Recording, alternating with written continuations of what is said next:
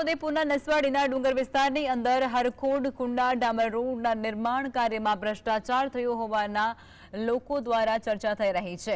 15 દિવસ પહેલા જ 6 કિલોમીટરના રોડના નિર્માણ કાર્યમાં શિવાલય એજન્સીએ કામગીરીની વેઠ ઉતારી હોય તેવા દ્રશ્યો સામે આવ્યા। મુખ્યમંત્રી ગ્રામ સડક યોજના હેઠળ બનેલા રોડમાં ડામર ઉખડી રહ્યું હોવાની ફરિયાદ સ્થાનિકોએ કરી છે। રોલિંગ વોટરિંગ પૂરતું કરાયું ન હોવાને કારણે આ સ્થિતિ સામે આવી હોવાની અટકળો છે।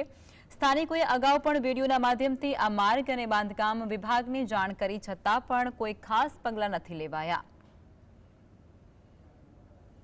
આઝાદીના વર્ષો પછી અમારા કુંડા ગામનો રોડ બનેલ છે અને રોડ બનેલના 10-15 દિવસ પણ નહીં થતા એમાં આ રસ્તાની આ હાલત છે, ખાડા પડી ગયેલા છે। હજુ ભારે વાહન હજુ સરકા નથી છતાંય નાના વાહનથી આ હાલત છે, તો મોટા વાહન સરકશે તો શું હાલત થશે। આ રોડમાં ઘણી બધી ભ્રષ્ટાચાર થયેલું જોવા મળે છે અને સરકારી તંત્ર કોઈ જોવા આવતું નથી। એના કારણે કોન્ટ્રાક્ટરો મન ફાવે રીતના રોડ બનાવીને જતા રહેલા છે।